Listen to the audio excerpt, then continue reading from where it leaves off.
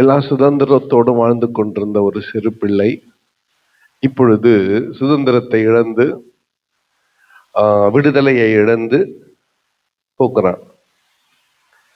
இவன் வாலிப பருவத்தை அடையும் பொழுது கர்த்தர் இவனுக்கு தரிசனத்தை காட்டுகிறார்.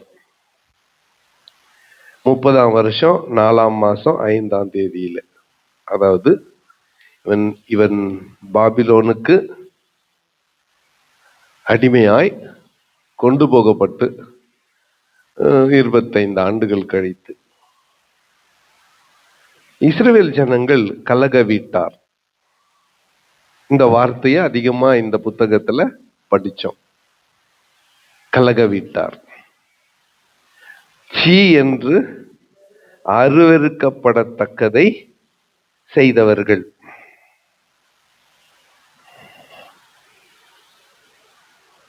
இவர்கள் விக்கிரக ஆராதனையில் ஈடுபட்டார்கள். அந்த விக்கிரக ஆராதனையின் நிமித்தமா ஒரு தேசமே தண்டிக்கப்பட்டு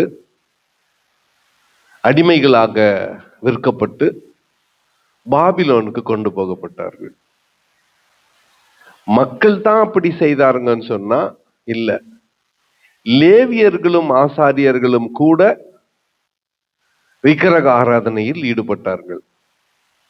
சுற்றி இருக்கிற ஜாதியார் கடைபிடிக்கிற சிலை வழிபாட்டை இவர்களும் செய்தார்கள். தேவாலயத்துக்கு பக்கத்திலே அறையிலே ஊர்வன போன்றவற்றின் படங்களை வரைந்து அதற்கு தூபம் காட்டினார்கள்.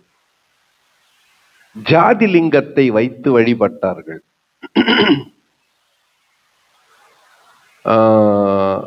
இன்னும் அநேக விக்கிரகத்தில் என்னென்ன முறைகள், பிள்ளைகளை தீக்கடக்க பண்ணினார்கள். விக்கிரகத்தில் என்னென்ன முறைகள் இருக்கிறதோ அவைகளெல்லாம் கை கொண்டார்கள். ஆண்டவர் சொல்லுகிறார், நான் உங்களை பட்டயத்துக்கு ஒப்பு கொடுப்பேன். நீங்கள் தெருக்களிலே உங்கள் சரீரங்கள், பிணங்கள் விழுந்து கிடக்கும். இது ஆண்டவருடைய நியாய தீர்ப்பு.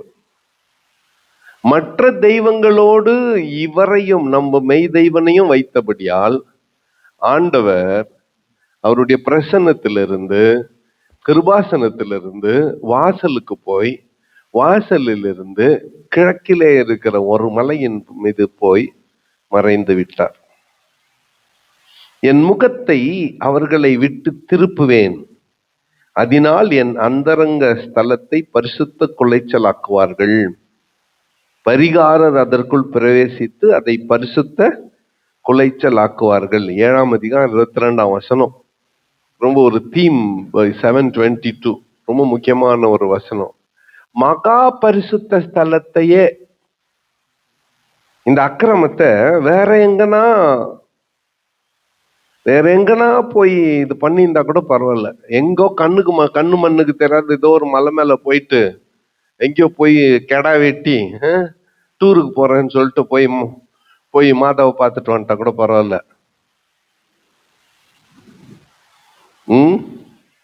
சும்மா அப்படி டூருக்கு போறேன்ட்டு அப்படி போயிட்டு வேளாங்கண்ணிக்கு போயிட்டு வந்துட்டா கூட பரவாயில்ல. ஆண்டவருடைய மகா பரிசுத்த ஸ்தலத்துல வந்து அதற்குள் பிரவேசித்து அதை என்ன பண்ணிட்டாங்க? பரிசுத்த குலைச்சல் ஆக்கிட்டாங்க. நானு இருக்க மாட்டேன். பெண்கள் சாதாரணமானவர்களா? தம்மூசுக்காக அழுதார்கள். வெறும் ஆண்கள் மட்டும் இந்த பாவத்தை செய்யல. இஸ்ரவேலினுடைய பெண்கள் தம்மூசுக்காக அழுது கொண்டு ஸ்திரீகள் இருந்தார்கள்.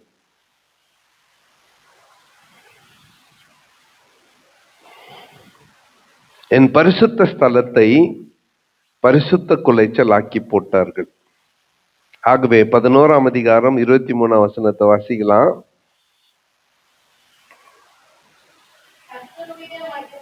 கர்த்தருடைய மகிமை நகரத்தின் நடுவிலிருந்து எழும்பி நகரத்துக்கு கிழக்கே இருக்கிற மலையின் மேல் போய் நின்றது. ஆண்டவருடைய மகிமை ஆலயத்திலிருந்து போயிருச்சு. நான் தீர்க்க தரிசனம் உரைக்காதிருந்தும் கள்ள தீர்க்க தரிசனம் உரைக்கிற தீர்க்க தரிசிகள் எழும்பினார்கள். 13ஆம் அதிகாரம் 10ஆம் வசனத்தை வாசிக்கலாம். சமாதானம் இல்லாதிருந்தும் சமாதானம் என்று சொல்லி என் ஜனத்தை மோசம் போக்குகிறார்கள். ஒருவன் மண் சுவரை வைக்கிறான், மற்றவர்கள் சாரம் இல்லாத சாந்தை அதற்கு பூசுகிறார்கள்.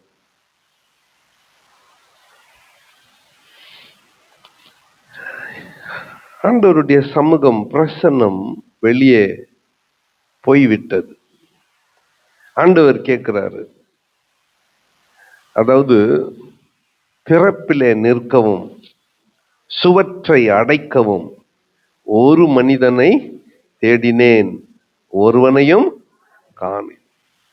யார் நீதிமான்? மலைகளின் மேல் சாப்பிடாமலும் நரகலான விக்கிரங்களுக்கு நேராக தன் கண்களை ஏறெடுக்காமலும் அப்படின்னு பார்த்தோம். ஒரு லிஸ்டே கொடுத்தார் 18ஆம் அதிகாரத்துல. இப்படி நீங்கள் நடந்தீர்களானால் நான் மறுபடியும் உங்களை சேர்த்துக்கொள்வேன். ஒரு ரொம்ப ஸ்ட்ரைக்கிங்கான ஒரு வாசனம் 18:23. துன்மார்க்கன் சாகிறது எனக்கு எவ்வளவேனும் பிரியமோ. துன்மார்க்கன் சாவுறதே நான் விரும்புறது இல்லை. அப்போ நீதிமான் பரிசுத்தவான் சாவுறது ஆண்டவருக்கு விருப்பமா? இல்ல. வாசிக்கலாம் அந்த வசனத்தை. துன்மார்க்கன் சாகிறது எனக்கு எவ்வளவேனும் பிரியமோ, அவன் தன் வழிகளை விட்டு திரும்பி பிழைப்பதல்லவோ எனக்கு பிரியம் என்று ஆண்டவர் சொல்லுகிறார். ஹல்லேலூயா. ஒரு ஹல்லேலூயா சொல்லுங்க, ஒரு ஹல்லேலூயா சொல்லுங்க. இப்போ இந்த ஆண்டவர் தான் தேசத்தை அழிக்காதபடிக்கு திறப்பிலே நிற்கவும் சுவற்றை அடைக்கவும் மறு மனுஷனை தேடினார். ஆண்டவர் ஒரு பரிந்து பேசுகிறவனை எதிர்பார்க்கிறார். ஆபிரகாம் எப்படி சோதோம் கொமோராவுக்காக பரிந்து பேசினானோ அப்படி, லோத்தை காப்பாற்றும்படி பரிந்து பேசினானோ அப்படி, மோசே எப்படி இஸ்ரவேல் ஜனங்களை அழித்து போடாதபடிக்கு பரிந்து பேசினானோ அப்படி ஒரு பரிந்து பேசுகிறவனை ஆண்டவர் எதிர்பார்த்தார். அந்த இடத்துல எசேக்கியா நிற்கிறான். இவன் ஒரு ஆள் தான் டர்னிங் பாயிண்ட கொண்டு வருகிறான். திறப்பில் நிற்கவும் சுவற்றை அடைக்கவும் ஒரு மனுஷனை தேடினேன், அவனை ஒருவனையும் காணேன் என்று ஆண்டவர் அங்கலாய்க்கிறதை நாம் பார்க்கிறோம். இப்படி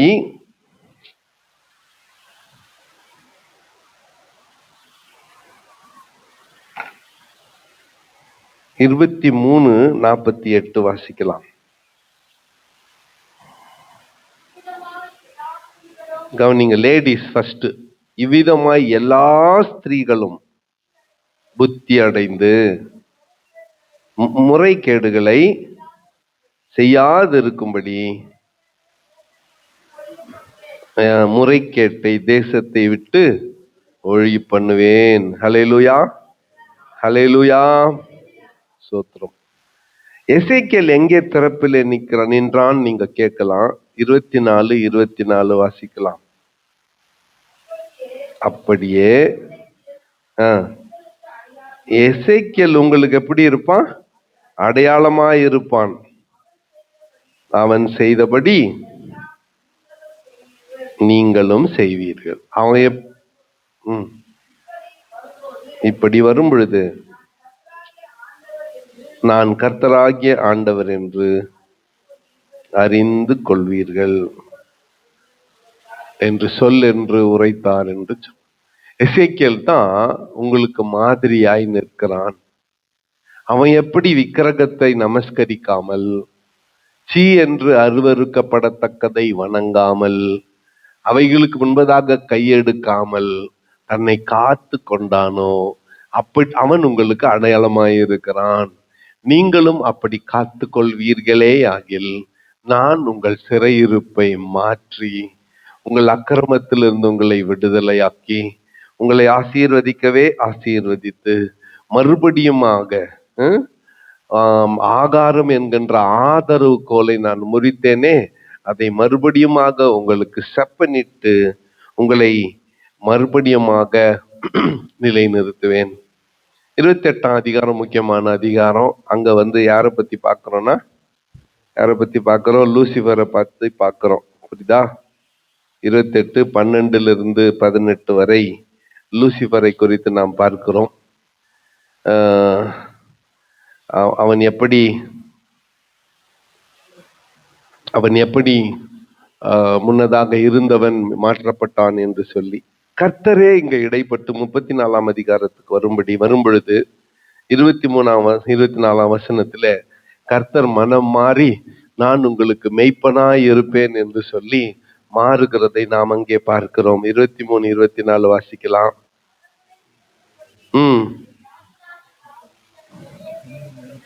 என் தாசனாகிய தாவீது என்னும் ஒரே மெய்ப்பனை நான் அவர்கள் மேல் விசாரிப்பாய் இருக்க ஏற்படுத்துவேன். இவர் இந்த தாவீது அவர்களை மேய்த்து இவரே அவர்களுக்கு மெய்ப்பனாய் இருப்பார். கர்த்தராகிய நான் அவர்களுக்கு தேவனாக இருப்பேன். என் தாசனாகிய தாவீது அவர்கள் நடுவில் அதிபதியாய் இருப்பார். கர்த்தராகிய நான் இதை வெறுத்துவிட்ட நானு இப்போ நான் அவர்களுக்கு எப்படி இருப்பேன்? அடுத்து என் தாசனாகிய தாவீது அவர்கள் மேல் ராஜாவாய் இருப்பார்.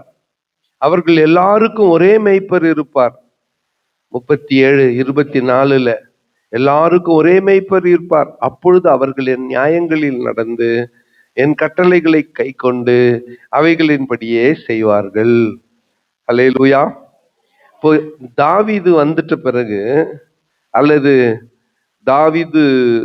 தாவீதின் குமாரன் வந்துட்ட பிறகு, என் தாசனாகிய தாவீது வந்துட்ட பிறகு அவர் என்ன பண்ணுவாருன்னு சொன்னா, ஜனங்களுக்கு துணையாயிருந்து வழி நடத்துவார்.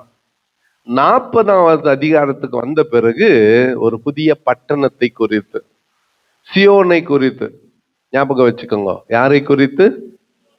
வரப்போகிற சியோனை குறித்து. அந்த பட்டணத்தின் அளவு எப்படி இருக்கும், நீளம் எவ்வளவு இருக்கும், அகலம் எவ்வளவு இருக்கும், உயரம் எவ்வளவு இருக்கும், அப்படிங்கிறதெல்லாம் நாம் அங்கே பார்க்க முடியும்.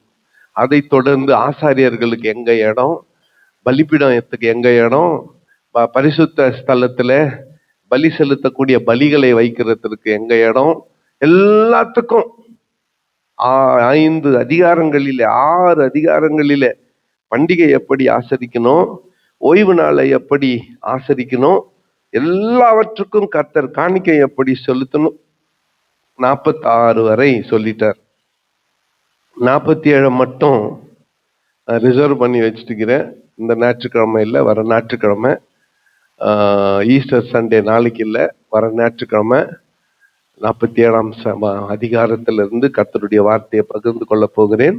அது பரலோகம் சம்பந்தமான, வரப்போகிற சியோன் சம்பந்தமான, ஆண்டவராகிய இயேசுவின் 2வது வருகை சம்பந்தமான ஒரு அதிகாரம். ஆகவே அதை சபை மக்களுக்கும் பிரயோஜனமா இருக்கட்டும் என்று சொல்லி அன்றைக்கு தியானிக்க போகிறோம்.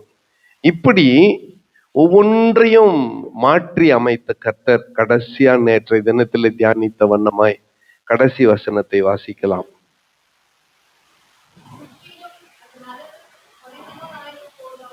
சுற்றிலும் அதன் அளவு 11,000 கோலாகும்.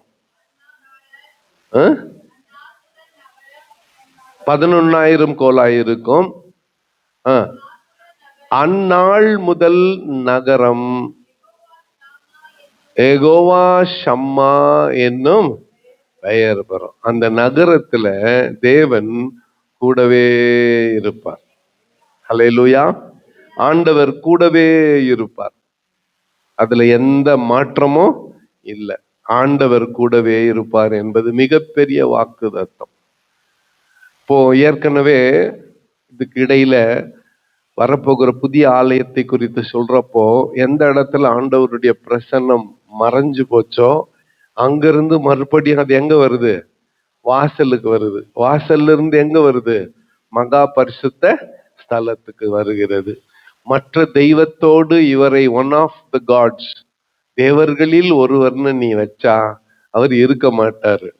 நீர் மட்டும் ஆண்டவர் என்று சொன்னால் மறுபடியும் திரும்ப நம்ம வீட்டுக்குள்ள, நம்ம சபைக்குள்ள, நம்ம வாழ்க்கைக்குள்ள அவர் வருவார். இந்த புத்தகத்தினுடைய சாராம்சம் இதுதான். சரி, இந்த 46 நாள் என்ன படிச்சீங்கன்னா நல்லா தைரியமா கட்சி அதிகாரம் கட்சி வாசனம் அப்படின்னு சொல்லிடுங்க.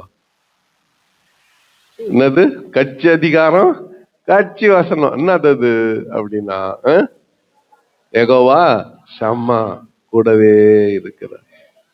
ஹல்லேலூயா. ஓகே, இந்த பஸ்கா பண்டிகையின் போது வீட்டுல 10 பேர் இருந்தா 11 இருக்கைகள் ஒழுங்கு பண்ணுவாங்க. 11 சீட்டு, 11 தட்டு. 11 தட்டுல 3 தட்டு காணும், புது தட்டு.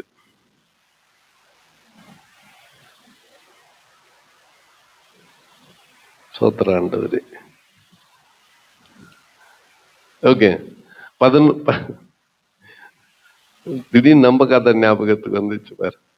11 பேரு, 10 பேர் இருக்கிற குடும்பம் 11 பேர் உட்காந்து சாப்பிடும்படியா ஒழுங்கு பண்ணுவாங்க.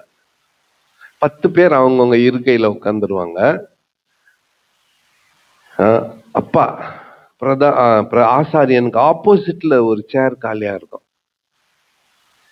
அந்த தட்டுல எல்லாம் போடுவாங்க. பிரியாணி வைக்குவாங்க, சப்பாத்தி வைக்குவாங்க, முட்டை வைக்குவாங்க, கீரை வைக்குவாங்க, எல்லாம் வச்சிருவாங்க. எல்லாரும் சாப்பிட்டு முடிக்கிறப்போ அப்பா என்ன பண்ணுவாரு, அந்த வீட்டுல இருக்கிற சின்ன பையனை கூப்பிடுவாரு, கடைசி பையனை கூப்பிடுவார்.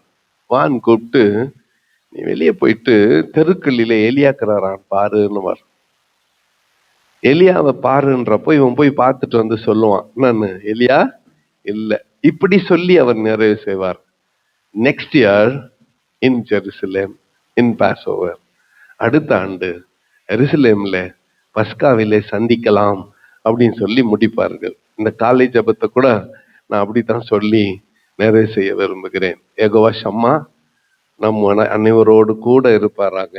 அடுத்த ஆண்டு காலை ஜபத்திலே சந்திப்போம். கர்த்தர் தாமே நம் அனைவரையும் ஆசீர்வதிப்பாராக. இந்த நாட்கள்ல வந்து காலையிலே தூக்கத்தை விட்டு பலவீனத்தை விட்டு ஜெபித்து ஆண்டவருடைய வார்த்தையை கேட்டு மற்றவர்களுக்காக திறப்பில் நின்ற உங்கள் யாவரையும் கர்த்தர் ஆசீர்வதிப்பாராக. எல்லா சுகத்தோடும் பலனோடும் ஜீவனோடும் ஆரோக்கியத்தோடும் காத்துக்கொள்வாராக.